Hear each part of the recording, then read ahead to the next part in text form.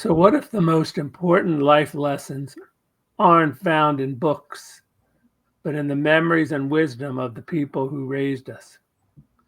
Some of those lessons are positive, and some of them and amazingly ingenious, and others come from the dysfunction that each of us know. If there was dysfunction, little, large, big, everybody has their experiences. Fact is, whether our families were functional and full of love or dysfunctional, causing confusion, turmoil, even trauma, there are deep lessons we carry with us no matter what. That time doesn't just leave us, and some of it's baggage, some of it's wisdom.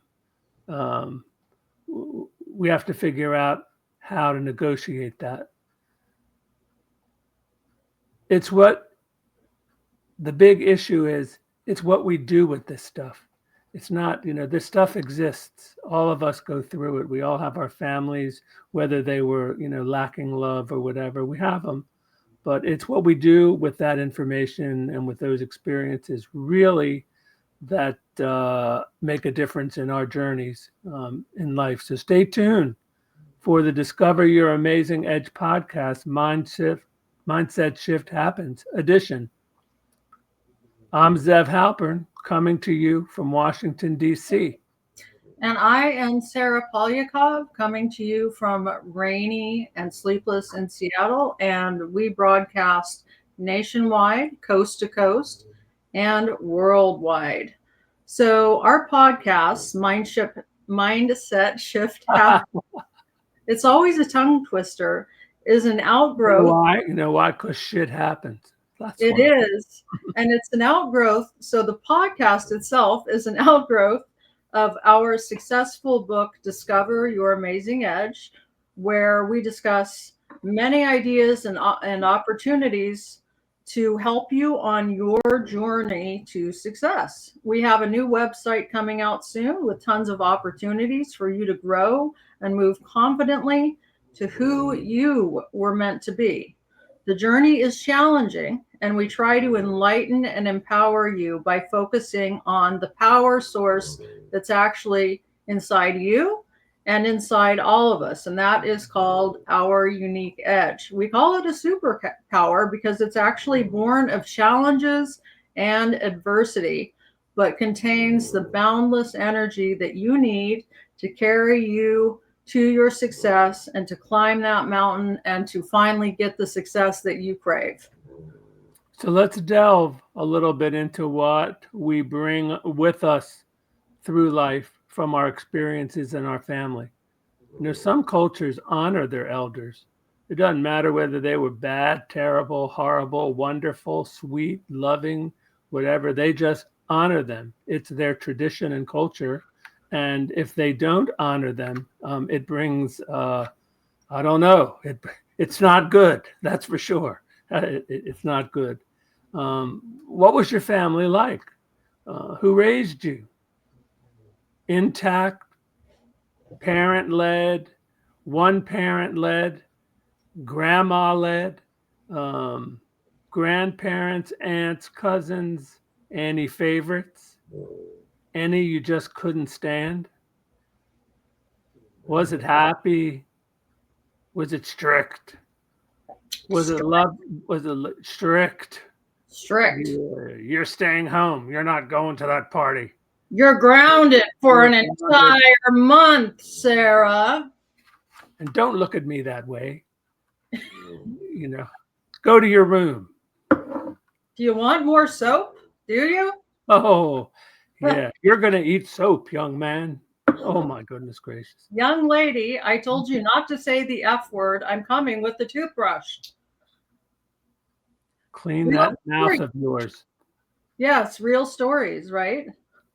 And don't hang out with that guy that just moved to the neighborhood. Period. I don't want to see him. I don't want to know him. He's just bad because he just moved in. That's it. He's just bad. Right. And wipe your feet off before you come in the house. Damn it. Don't you dare put your newspaper on the floor. That was. Oh my goodness gracious. That was my dad's mom. She's like, the newspaper is going to get my carpet dirty. Is this a underwear or is this a rug? What's going on here? What is this? Did you like being there? Or couldn't you wait to get out? There's so many people who are waiting, they're there and they just can't wait to get out, only to find that sometimes what they were expecting out there on their own wasn't just as wonderful as they might have thought. And the cocoon of the place where they grew up, with all its shortcomings, and for some there are many terrible ones, but in the regular sense, was a lot more comforting. It's hard to get out there, from your family, and we all hope that we go out from our families and do great things, because they tell us do And we're great so things. successful that grandma can brag at her bridge parties. Did you know my granddaughter and my grandson are the CEO of Microsoft? I'm not related to Bill Gates. My grandson works at the White House. Imagine. Right. Imagine that. And all the women around the bridge table are like, whoa. Were they religious? Were they not religious? Did religion have something to do with what was going on in your house? Divorce? Was there divorce? I mean, children of divorce, we hear about all the time. Fighting, confusion. What were the biggest lessons that have stuck with you through life? Right. Anything usable, or have you just trashed them, only to find out that they come out at the most inopportune times? I've often heard people disciplining their children and all of a sudden stepping back 12 steps and saying to themselves, oh my God, I'm my father. Oh my God, I'm my family.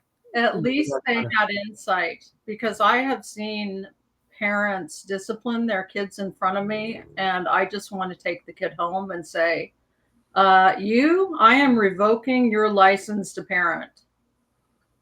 Because there are some bad parents out there, even if they have good intentions. Right. I mean, look, they had rituals, there were holiday traditions, which were great. There were food rituals, these things shaped a lot of our values, how we like to eat, how we like to gather, whether we can eat with other people or it's a strain, was dinner lovely or was it just like a screaming match? Behind the closed doors of the world, we know not what transpires. And I guarantee you, it's not all peaceful and wonderful and lovey-dovey, because we're not perfect. And also, people do intergenerational things. The people who we interacted with were affected by the people who came before them. And we have no idea. Unless we learn, right?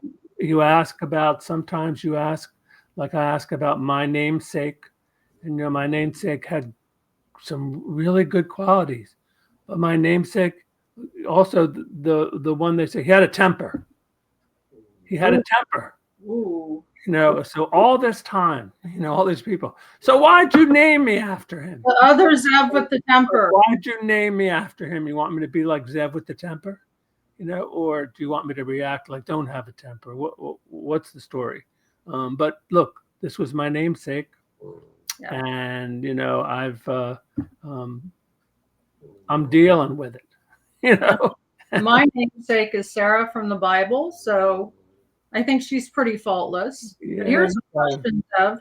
Did you ever deal with the puppy issue when you were a kid? I want a puppy. I want a puppy. I want a puppy. And what did your parents say? After about 1,000 no's, land of 1,000 no's is where I went to. I just wanted a dog. Can we have a dog? Please. No. Till finally they started getting in the dog spirit. And so the other day, my dog, one of my brother dogs passed away about a month ago. And so my youngest was it's time for a new dog. It's time for a new dog. And I'm like, I'm not feeling like it's time for a new dog. And finally I gave in, and we have a new dog as of yesterday. Welcome to the family, Arrow. His name is Arrow Angel Wings. That's what the breeder named him. And he is a Papillon. He looks like a little fox. So we got Sarah brought show and tell. I did. So we got the puppy. I realized I was acting like my mom, and it was like, we're getting the puppy. You just made you turned on a dime. You pivoted quick when you got that in your head. We're getting the puppy. That was a quick pivot. It's been less than 24 hours, and he has already adapted to the house. I am just astonished at this dog.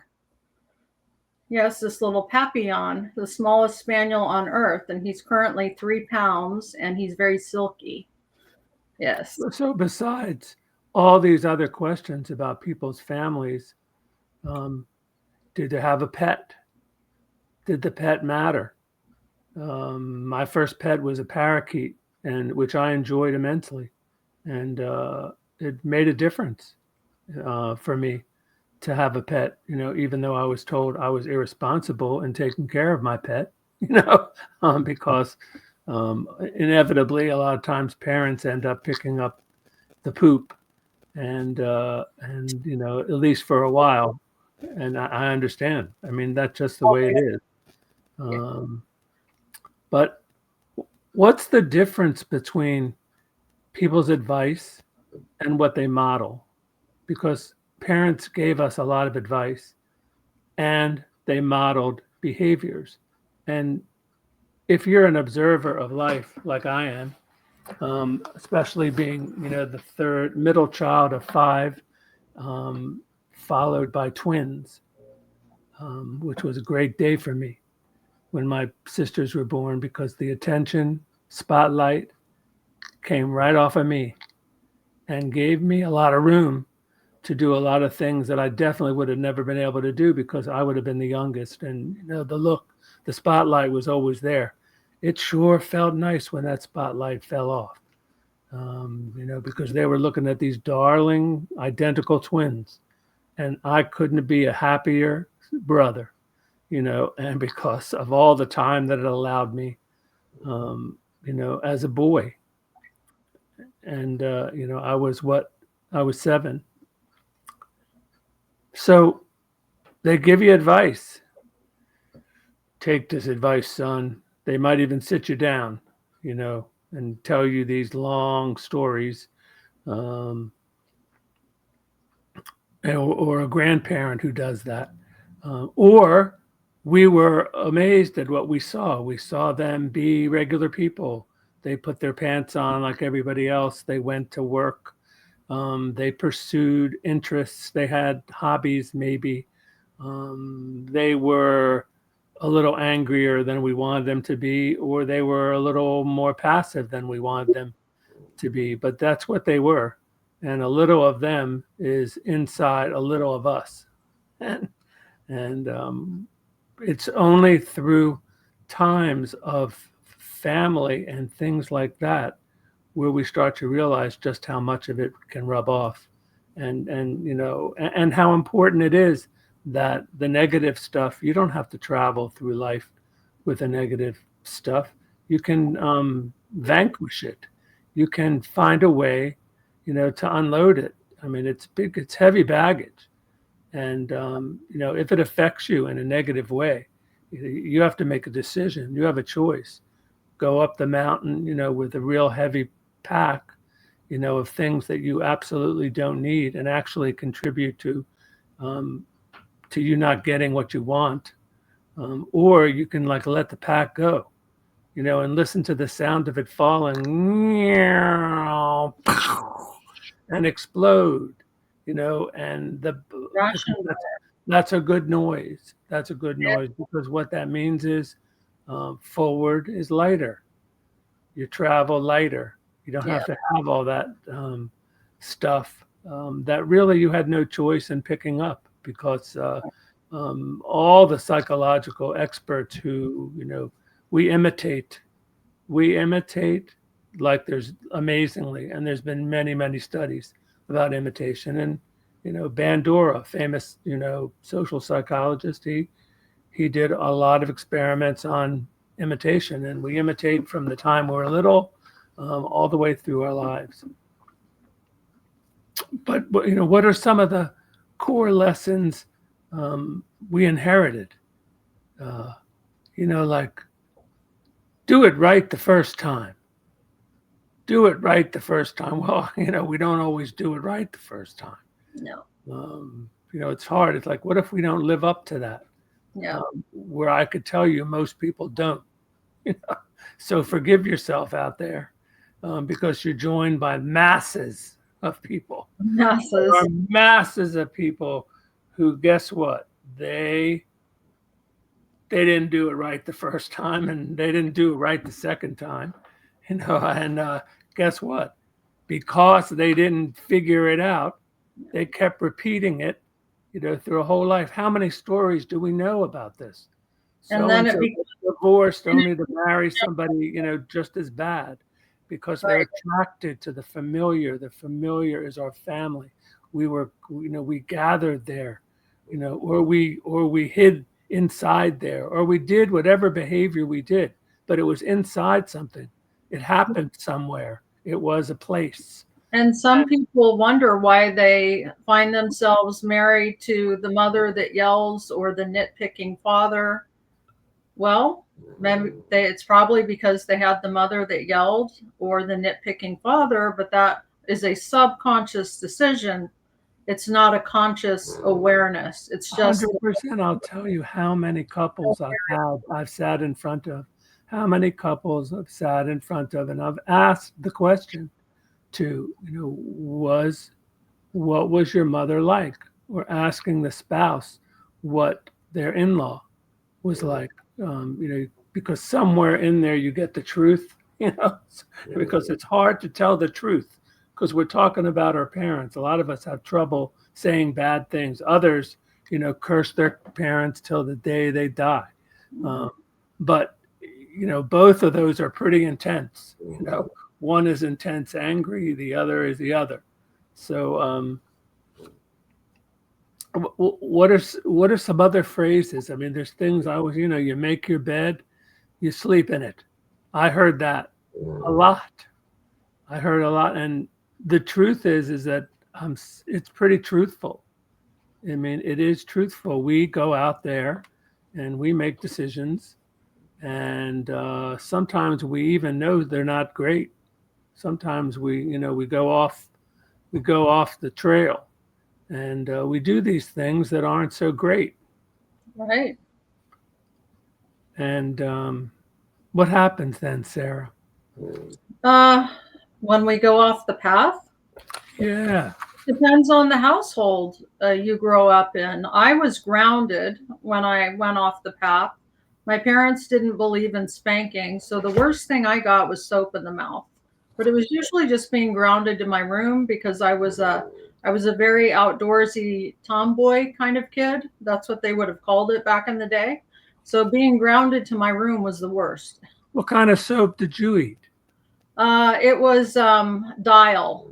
Oh, I would have traded you. What kind of soap did you eat? Lava. With pumice stone. Lava with pumice. Yes. Oh my gosh. Oh, Try to put some of that down your throat. Goodness gracious almighty. I don't know. it scratched your insides. It seemed kind of rash, It does.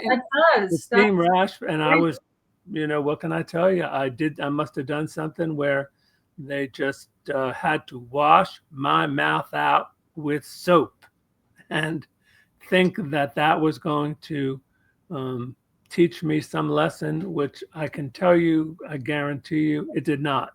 No. It did not. All it did was basically a lot of times that our parents did, they did because it made them feel better. That's how they learned. It made them feel better. Like people think yelling makes you feel, and maybe it does, but it's not It's not corrective.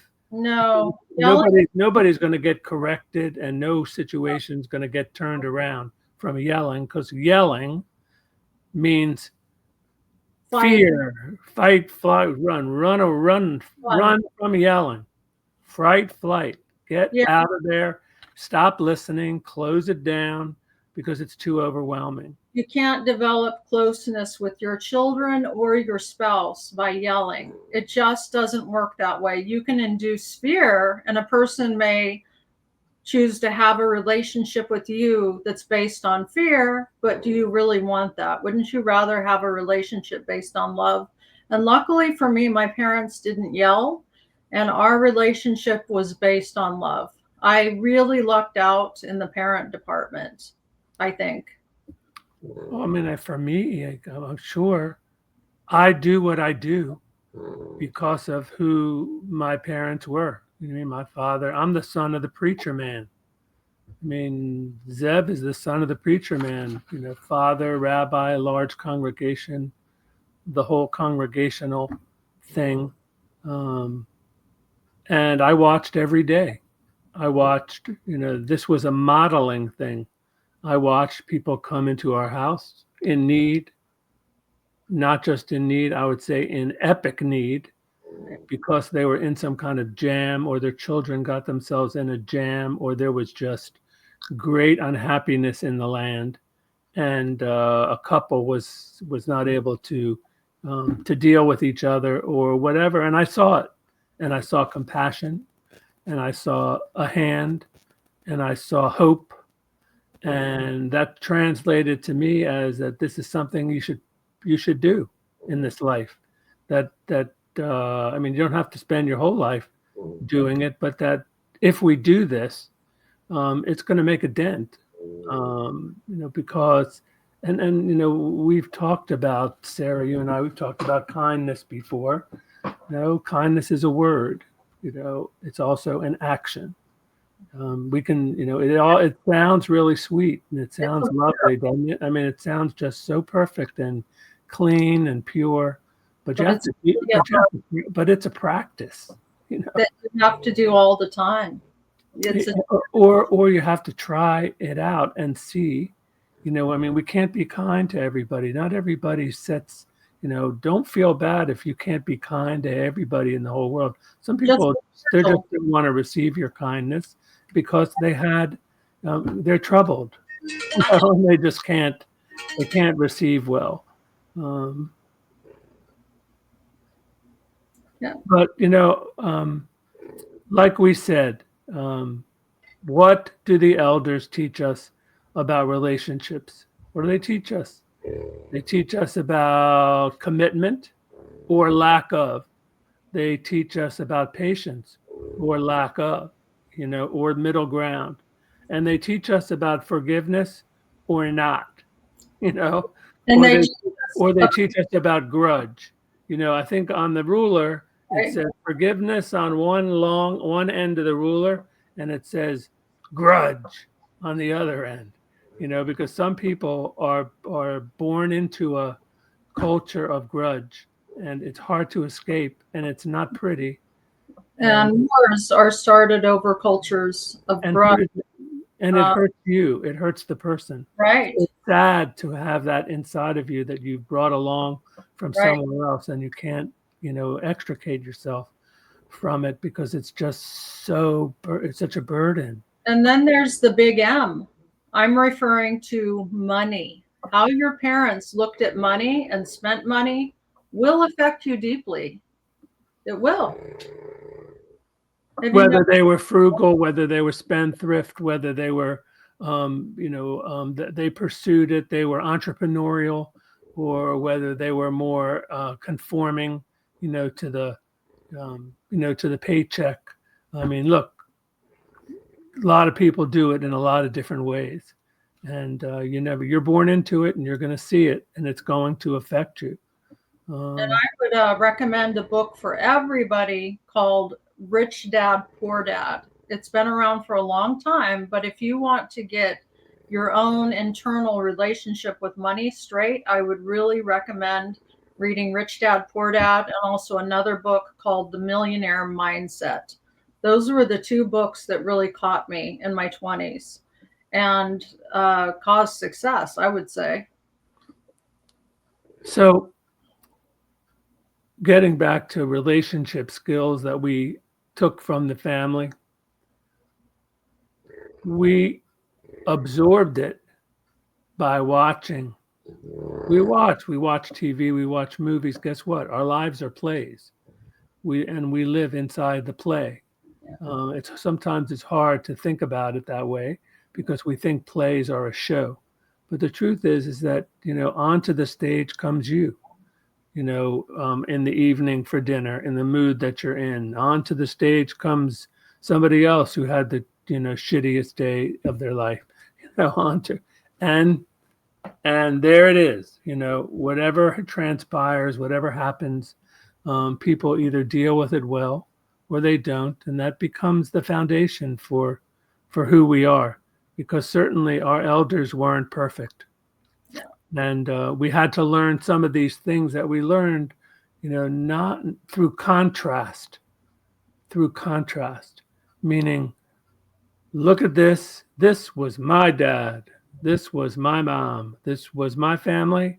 And then you go out and you look at other families, and you go, holy cow, they don't do things. They do things so completely different.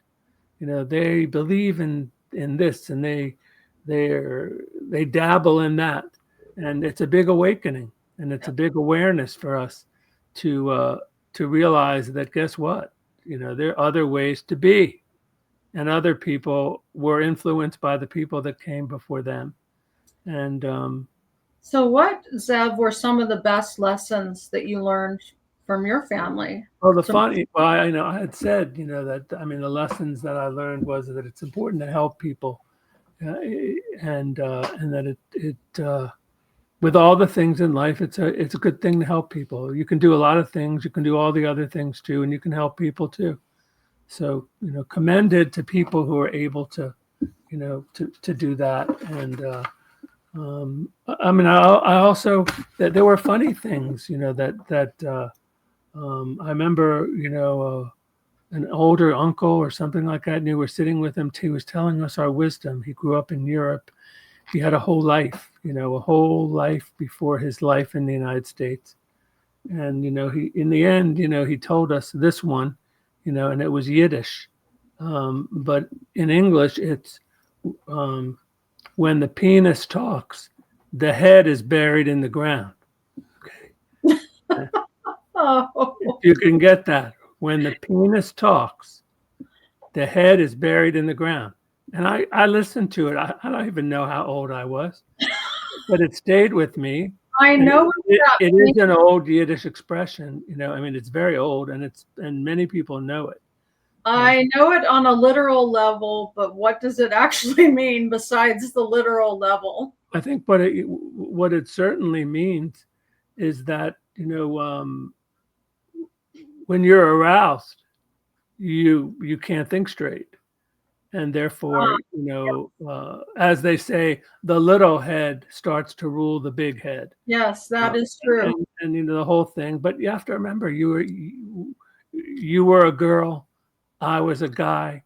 I sat with these men of all ages, and all different kinds, in gyms, in places, in religious institutions, in summer camps, and they told us wisdom. And that certainly was definitely wisdom. It's a true statement, that's for sure. And it's one of the things that, that absolutely stood out for me as something as being wise. That is very wise, because relationships are important, and infidelity is painful. So, yeah. If you're aroused, make sure that it's with your partner. That's my 2 cents. Otherwise, there's just like a big can of worms that gets opened. Know what I mean?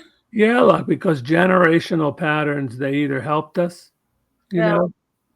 or we need healing, from right?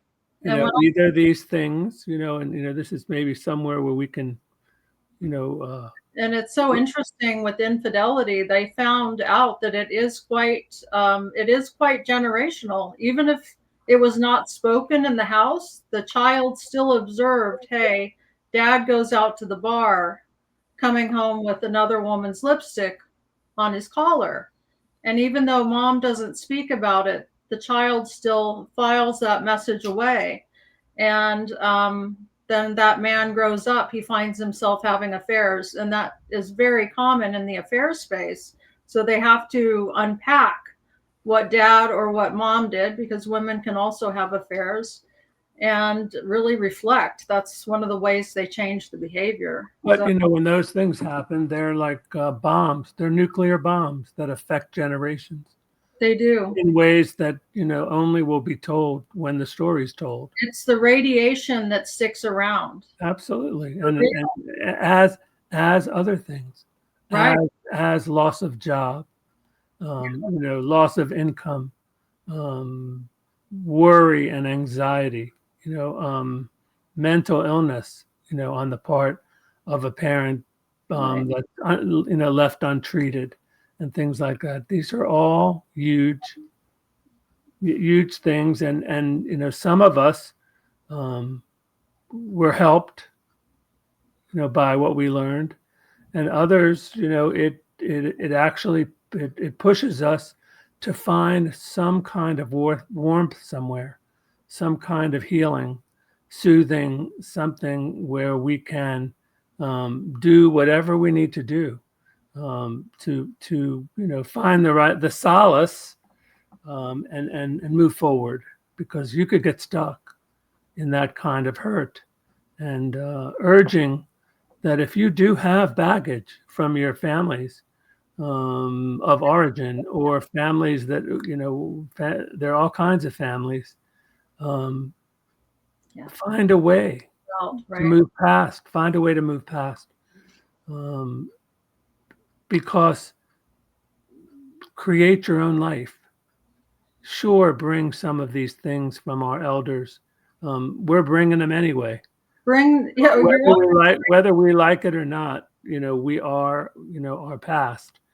keep It's just we can, as humans, because we have the ability to think and understand that that them and me are not the same, and I don't have to go through what they went through, even though I might be feeling it, and and that there's new ways out here in the world that perhaps I can find a way to get past this.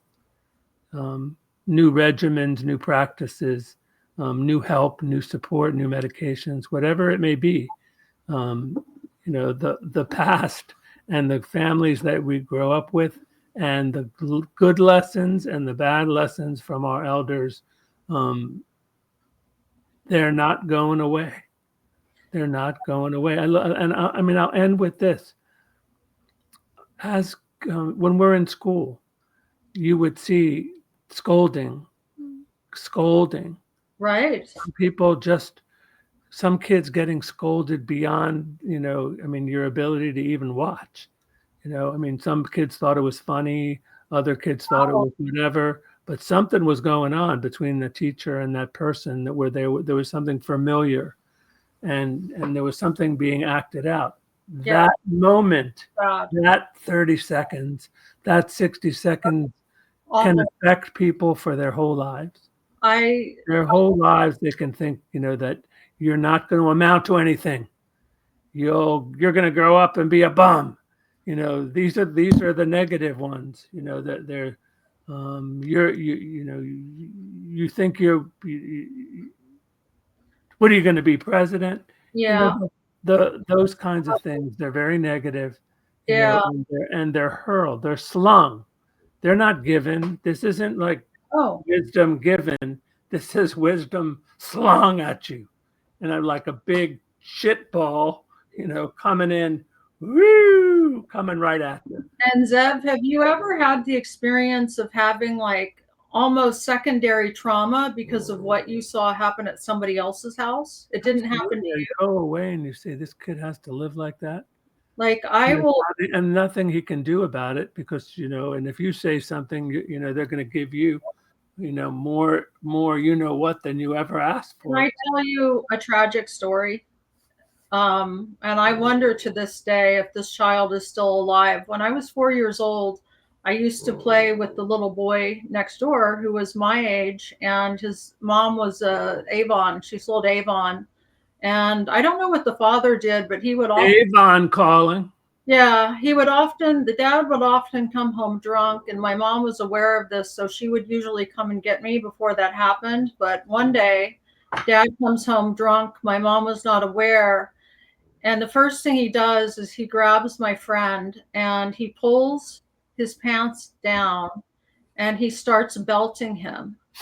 And then after he's done belting him, he takes the mom's Avon kit and starts smearing makeup all over this little boy's face and calling him every manner of name. And I remember running out of that house and kicking the dad on the way out because I was so angry, and running home, telling my mom. And me and my mom went around the house beating on the doors and windows, trying to get the wife to open up the house. But she was so acclimated to this abuse that she wouldn't even answer our call for help. So you saw the lesson, Yeah. the lesson of acclimation. I mean, humans, we certainly can take a lot of cruelty. It Yeah. doesn't mean, and it certainly doesn't mean that it's right. It means that we have the capacity, unfortunately, to cope with, insurmountable cruelty And and, I still children's heads, think I of mean, that little boy. Think of that little boy and just I wanted to just spank his father. I was so angry at his dad. well, you bring up, the big, the drunken, angry, abusive, part of the things that we see, in other places. We see it in stores. We see people disciplining their kids, even though people are a little more aware now because, Uh, you can be charged. In the old days, you would see craziness. I mean, you would see I saw things at grocery stores with their kids, now Johnny, you better come right over, and even what happened after that, I wouldn't want to be, Johnny. even That's today, I but have seen things. I have seen things. I have seen a parent yelling and humiliating their toddler, and the toddler cries. And I will walk up and I will sense whatever the child is feeling.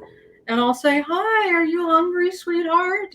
And then the child will nod, and I'll say, "Oh, mom, he's hungry. Maybe you can get a cereal box. Wouldn't that be awesome?"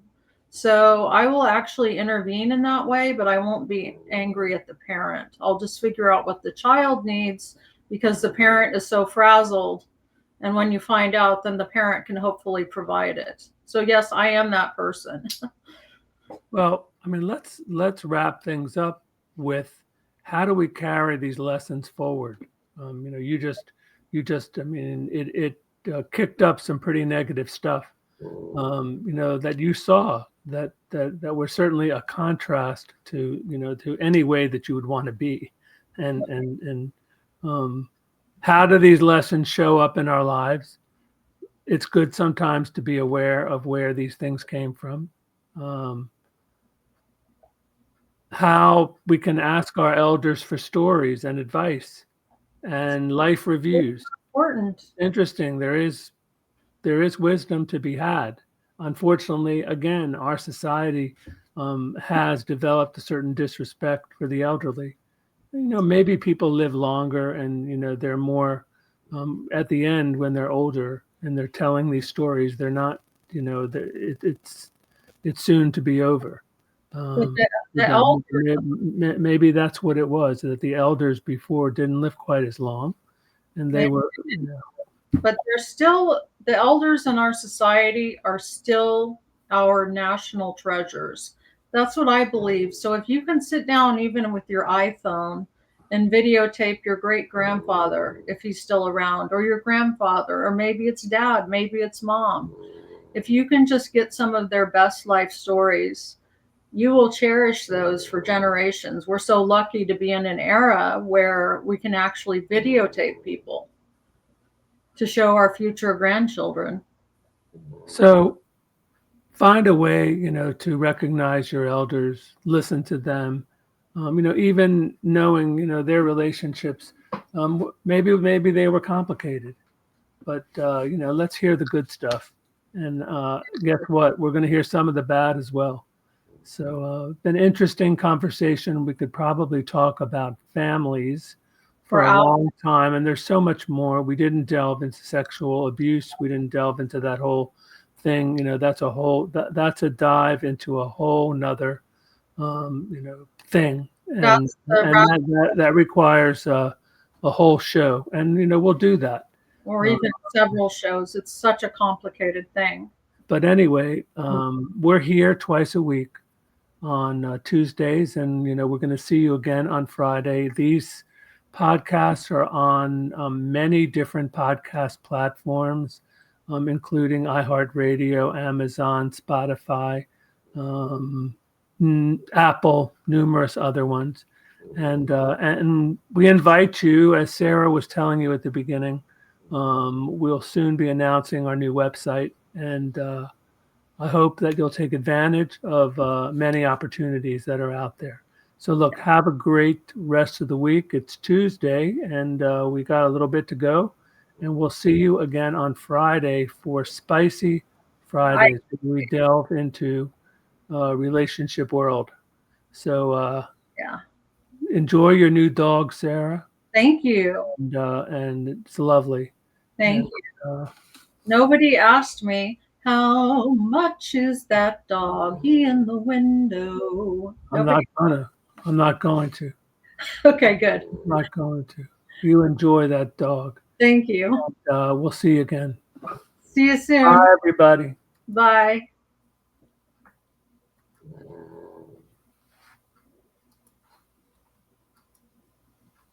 I don't understand.